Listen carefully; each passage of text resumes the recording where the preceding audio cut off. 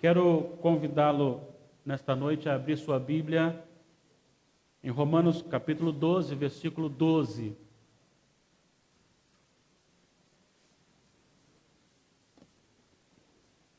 Apenas um versículo 12 do capítulo 12 da Epístola de Paulo aos Romanos.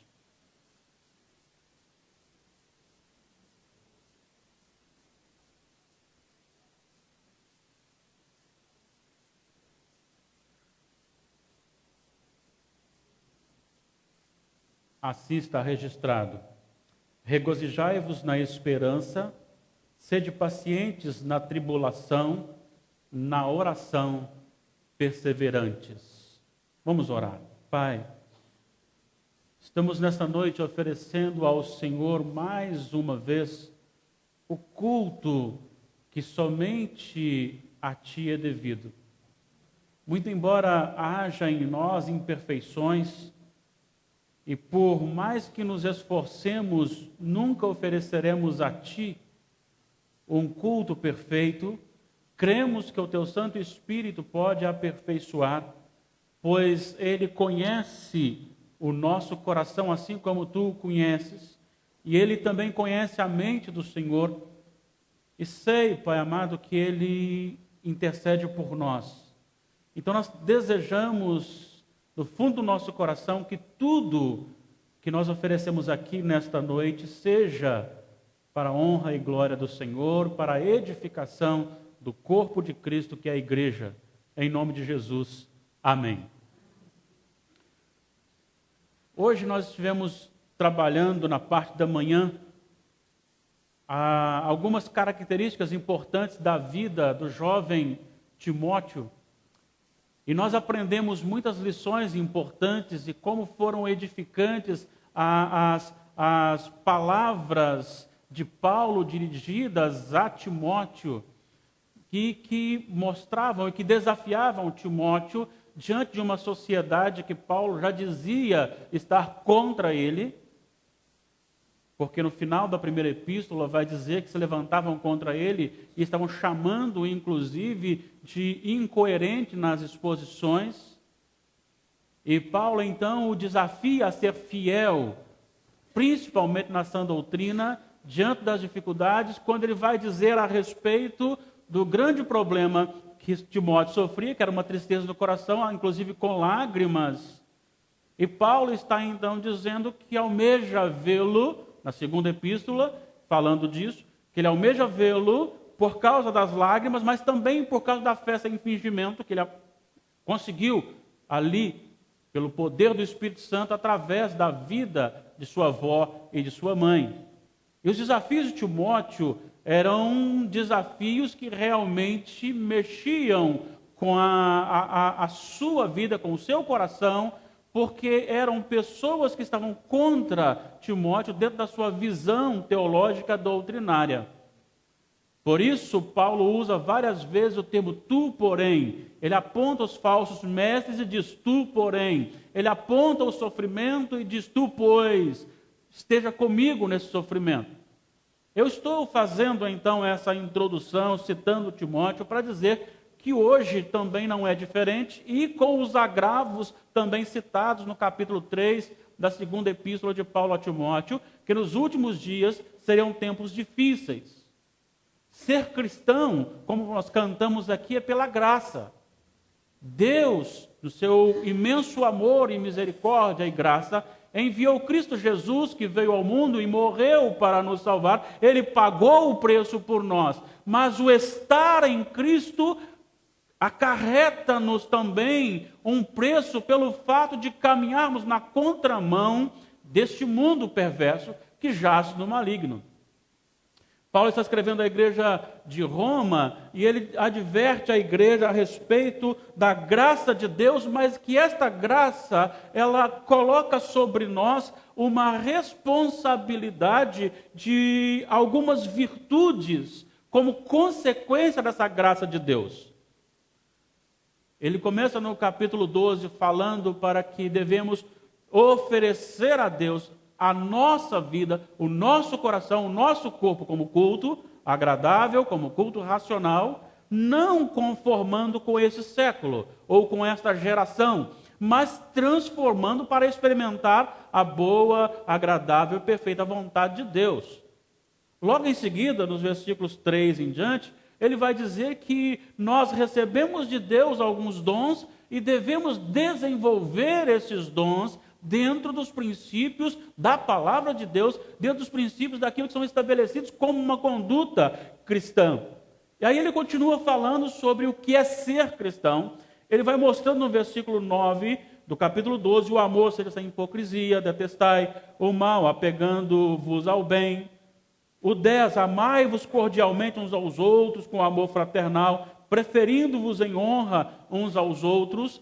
Essa ideia de preferir o outro como superior a si vai contra a psicologia geral da nossa nação, da nossa geração, em que exalta o ser humano, em que coloca o eu como destaque, em que primeiro você tem que amar você. E aqui está dizendo totalmente diferente. E são esses desafios. Depois ele vai trabalhando a questão de fazer o bem com as pessoas. Ele inclusive vai dizer que não devemos vingar a ninguém, deixar que Deus, que conhece todas as coisas, que Ele faça isso, Ele retribuirá, porque Ele é o Senhor.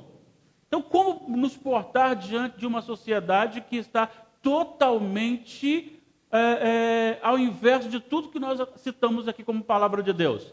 É esse encorajamento. Existe então neste versículo 12, 3 aconselhamentos que nos ajudam a vivenciar neste mundo a vontade de Deus. E ele vai dizer aqui justamente o primeiro conselho. O primeiro conselho é: todo cristão deve ter o coração no céu. Todo cristão deve ter o coração no céu. Ele diz: regozijai-vos na esperança. Quando ele diz do regozijo na esperança, ele está dizendo do céu, que é algo que se espera, que ainda não se consumou. É algo que é uma promessa de Deus, que nós já experimentamos aqui pela fé, no entanto, nós ainda não fomos ao céu, não chegou ainda, ou para o céu, não chegou ainda o dia da consumação. Cristo ainda não voltou, e aqueles que partiram já experimentam as delícias do céu, aqueles que partiram em Cristo. No entanto, ainda falta a ressurreição para que o gozo seja pleno, para que o gozo seja completo. Então, se você quer vencer as tribulações, as dificuldades deste mundo, você precisa, segundo a palavra de Deus, colocar todo o fundamento da sua alegria, da sua felicidade no céu, nas coisas eternas. Em João capítulo 14, de 1 a 6, Jesus fala: não fiqueis preocupados, perturbados. Na casa de meu pai há muitas moradas. Eu vou preparar-vos lugar, e quando eu preparar, voltarei para levar-vos para junto de meu pai, para esta morada celestial. O desafio aqui é: não se preocupem com as perseguições, não se preocupem com as tribulações, não se preocupem com os adversários, com os inimigos, mas alegrem-se no Senhor, no céu. Viva a vida aqui com os olhos no céu. Viva aqui sabendo que o céu é real, que ele virá, que acontecerá. Em Romanos 8, versículo 18, ele vai dizer que os sofrimentos daqui não são para comparar com a glória por vir a ser revelada. Ele está dizendo que há realmente o céu e isto acontecerá. E muitas pessoas se levantam e discordam e questionam e duvidam de Deus, duvidam de Jesus, duvidam da igreja, duvidam do céu. Chegará um dia que essa verdade será revelada. E para esses que duvidam, se não houver arrependimento, será tarde demais. Então nós precisamos vivenciar isso. Esquecer um pouquinho das coisas aqui da terra. Desligarmos um pouquinho dessa necessidade de nos aproximarmos a todos aqueles que carregam títulos. E começar a lançar a nossa alegria nas coisas do céu. Colossenses 3, o apóstolo vai dizer: buscai, pensai nas coisas lá do alto, onde Cristo vive.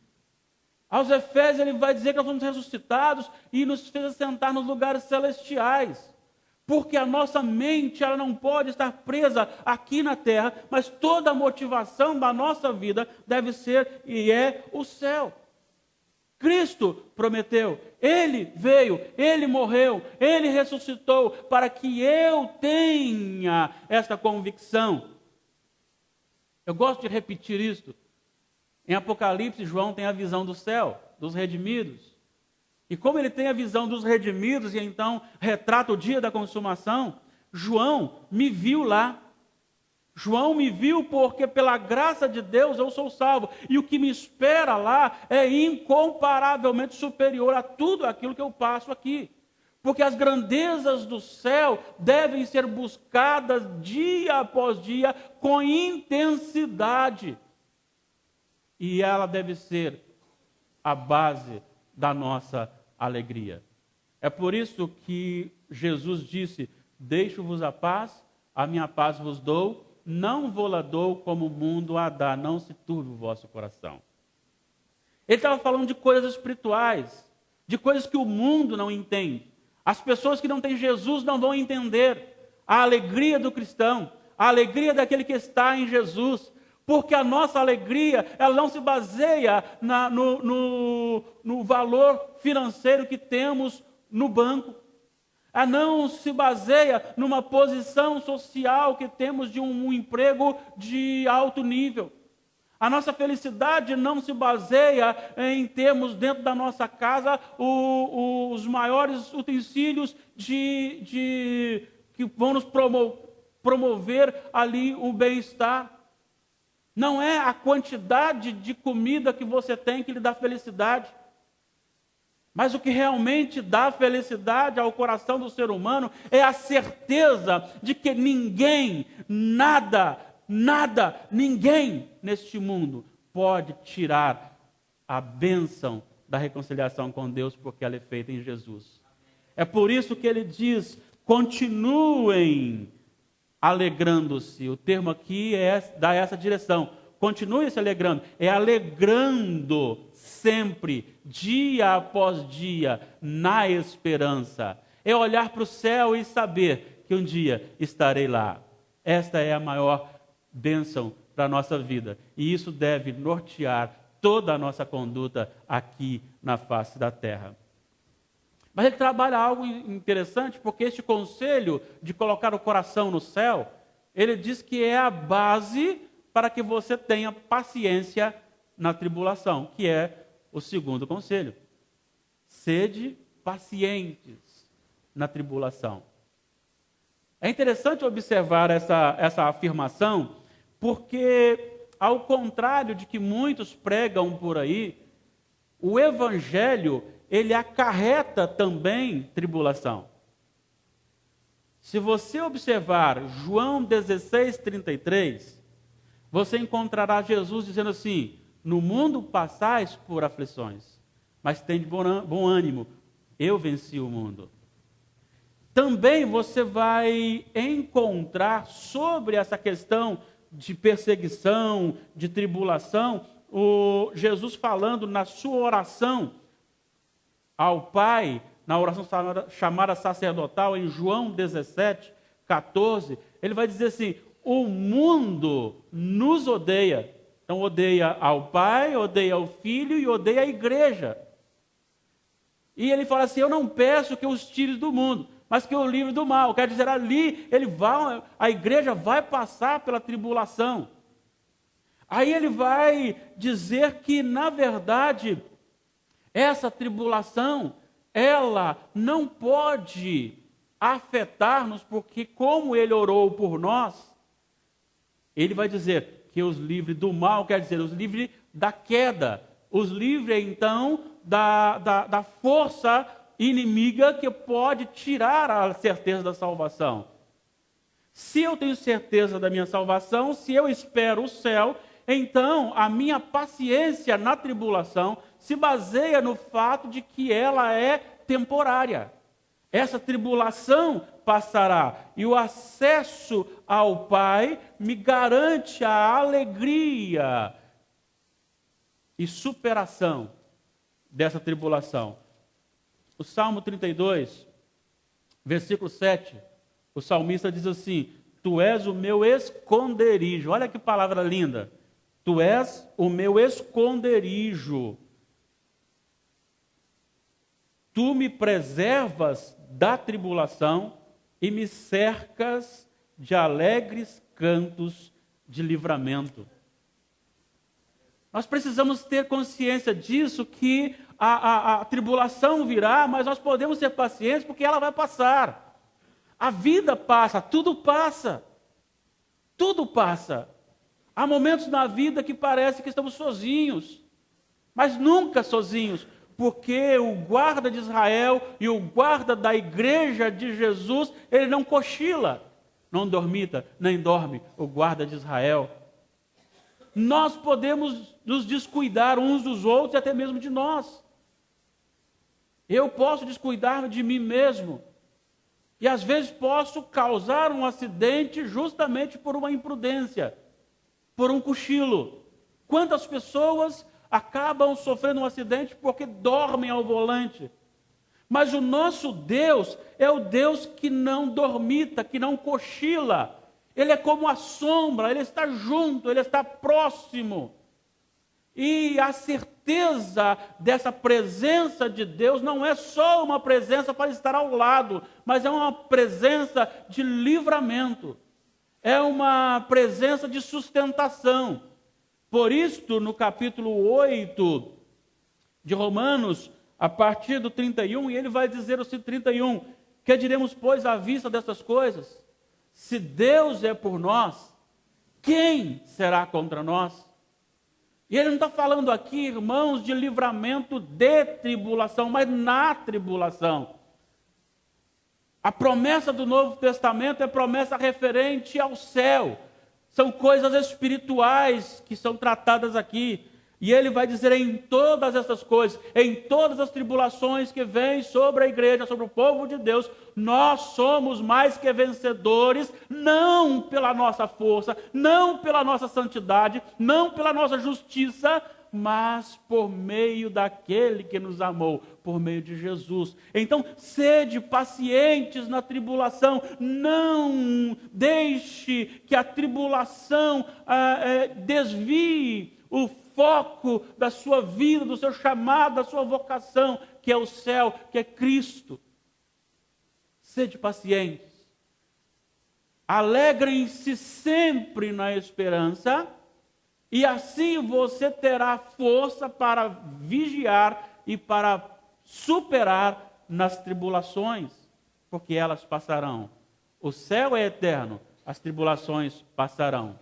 Agora, tanto a questão de estar firme, alegrando-se no céu, sempre se lembrando de que o céu é real, que o Jesus voltará, que ele então reinará sobre a sua igreja, e a igreja estará com Cristo, com Deus, sendo então povo de Deus, e Deus sendo Deus deste povo, e nós estaremos na mesma casa, na mesma residência de Deus.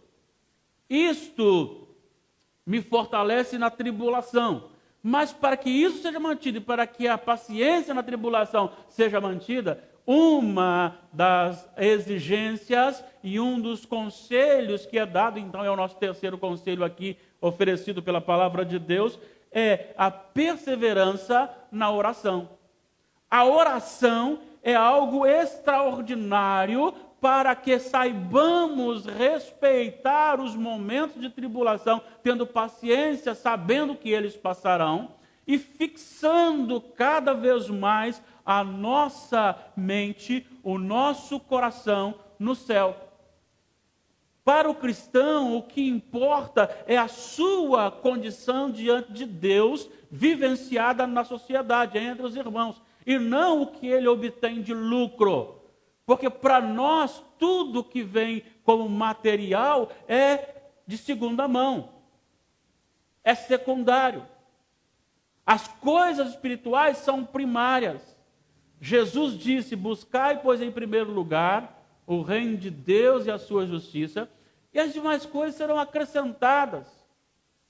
A preocupação que nós, como pais, muitas vezes temos com os nossos filhos sobre a sua formação, e já queremos desde novo lançá-los no mercado, e queremos que eles façam cursos, que eles se tornem grandes homens, grandes mulheres, homens de sucesso, mulheres de sucesso. Isso não é tão errado, mas quando isso assume o primeiro lugar do nosso coração, isto é idolatria.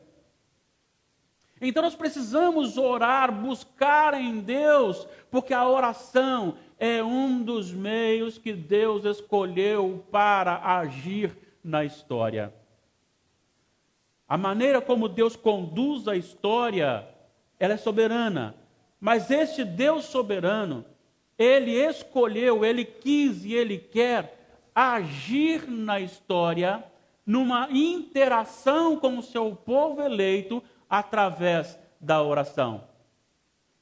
A oração que você faz com sinceridade, ela nunca é esquecida, ela nunca é abandonada, ela nunca é jogada fora. Mas toda oração que você faz com sinceridade a Deus em nome de Jesus, Deus a acolhe e Deus a responde do jeito dele, mas ele a responde. Em Apocalipse 5, quando João tem a visão do cordeiro que foi achado digno de abrir o livro, ele vai dizer também que ali foram apresentadas taças cheias de incenso, que são as orações dos santos. Tiago vai dizer que muito pode por sua eficácia a oração do justo. Mas não é uma oração de que você acorda e faz aquela oração meio viciada, não. Não é aquela oração de agradecer pela refeição que você faz meio viciada, não. Não é aquela oração que você diz: tem que orar para dormir, porque aí você ora de qualquer maneira. Não, ele está falando de algo sincero do seu coração. Que você ama, que você quer falar com Deus, que você deseja falar com Deus. E aí você começa a falar para o Senhor sobre as suas dificuldades. Você começa a falar com Deus sobre as dificuldades da nação. Quantas vezes você encontra na Bíblia Deus respondendo ao clamor do povo, levantando juízes, levantando então profetas, e diz assim: o clamor deste povo chegou aos meus ouvidos. Com certeza muita coisa podia acontecer na nossa vida, no nosso bairro, no nosso município, no nosso estado, na nossa nação, se nós fôssemos perseverantes na oração. Mas nós gostamos de bater papo com muitas pessoas. Nós gostamos de conversar com muitas pessoas, mas às vezes somos tão fracos para conversar com o nosso Deus. E às vezes até com um amigo, quando vamos conversar com ele, ele diz: agora não posso lhe ouvir, ou então, ao mesmo tempo que está lhe ouvindo, ele presta atenção em outra coisa. Mas esse Deus maravilhoso não. A qualquer hora do dia ou da noite, em qualquer lugar que você esteja, seja sozinho, com a sua família ou com muitas pessoas. Se você estiver assentado, deitado, levantado, andando, correndo, dirigindo, ajoelhado, se você falar com o Senhor, Ele está pronto a ouvir as suas orações. E este que quer que você ore é um Deus tremendamente glorioso, a ponto de ouvir várias orações, com vários direcionamentos, com várias emoções, e participar de todas elas ao mesmo tempo. Quando alguém ora chorosamente perante o Senhor, quando alguém ora jubilosamente perante o Senhor, essas orações são feitas ao mesmo tempo. Deus as ouve no mesmo tempo e se alegra com aquele que está jubiloso e também se entristece com aquele que está triste. Porque Deus é um Deus pessoal, mas é um Deus pessoal misterioso. Ele é todo o poder. E ele diz, então, perseverem na oração. Paulo está dizendo justamente isso. Da oração, sejam perseverantes. Não deixe de falar com o Senhor. Ele quer ouvir a sua voz. Muito embora você e eu sejamos simplesmente criaturas, mas Deus escolheu nos amar. E este amor, Ele manifesta através de nos dar a salvação em Cristo, e além de nos dar a salvação em Cristo, que é o céu, que deve nortear a nossa vida aqui na terra, Ele nos dá então capacidade, entendendo isso, suportar as tribulações, e Ele quer que levemos a Ele em oração. É esse Deus que nós servimos, é esse Deus maravilhoso, é esse Deus a quem deveríamos temer muito mais, amar muito mais, porque Ele nos amou primeiro. Se Ele nos amou primeiro, significa que nós não o amávamos. Significa que éramos seus inimigos, mesmo assim Ele nos amou. Ele nos escolheu, Ele nos elegeu, Ele nos salvou e Ele quer que nós conversemos com Ele. Mas isto sendo uma vida constante de oração, por isso a instrução para a salvação é orai sem cessar. Fazei conhecidas as vossas súplicas diante de Deus, ações de graças. Se você olhar os homens como do Antigo Testamento, eram homens que tinham prazer em conversar com o Senhor. Eu fico imaginando Abraão andando e conversando com o Senhor. Senhor, não te ires, mas se lá houver 50 justos, menos. Senhor, só mais essa, menos. Esse prazer em falar com o Senhor, em interceder e estar ali diante de Deus.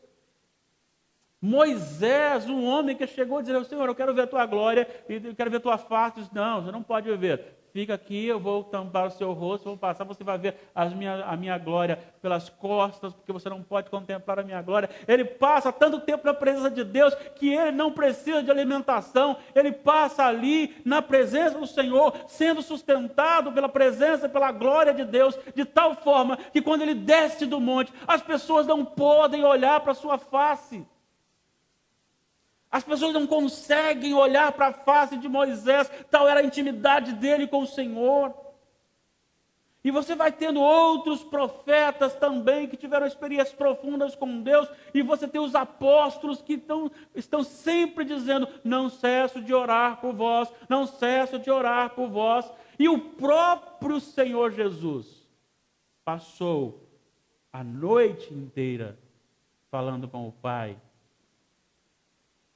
E Ele nos ordena, orai sem cessar. E aqui, para que você tenha a mente no céu, para que você seja paciente da tribulação, você precisa ser perseverante na oração. Só assim você entenderá o que é realmente ser cristão. Infelizmente, muitos de nós estão aí vivendo uma religiosidade pesada. E quando vemos aí os anúncios de pessoas que dão a sua vida por Jesus, como a igreja perseguida, quando nós contemplamos ali pessoas que são capazes de até morrer por causa de Cristo, nós nos emocionamos. E aí, eu repito, alguém postou, eu não sei se eu posso afirmar isto, mas está postado como uma frase do reverendo Ageu: não me venha falar que você está pronto a morrer por Cristo, se você não tem coragem de levantar mais cedo no domingo para ir para a escola dominical. Às vezes, nós vivemos tão distantes, e podemos viver tão perto, e nunca deixar de orar. Nunca deixar de orar. Meu amado, minha amada, pense nisso. Deus lhe oferece muito mais do que simplesmente a salvação. Deus lhe oferece fervor, contentamento, alegria no céu. Aqui e agora. Para superar as tribulações do dia a dia.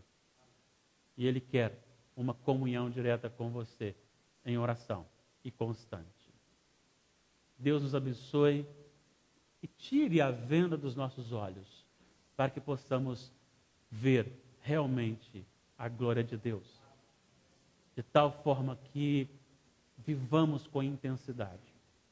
E quando alguém nos menosprezar, a promessa do céu, a certeza do céu, seja incomparavelmente superior àquela ofensa. Quando as tribulações vierem, eu vou estar ali enfrentando, sabendo que eu não sou deste mundo, eu não sou dessa tribulação. Ela vem, ela passa, ela fica e eu vou. Sempre nessa comunhão deliciosa com o Pai, que é o Senhor de tudo, inclusive do céu. Deus nos abençoe, nos dê esse contentamento em Cristo. Amém.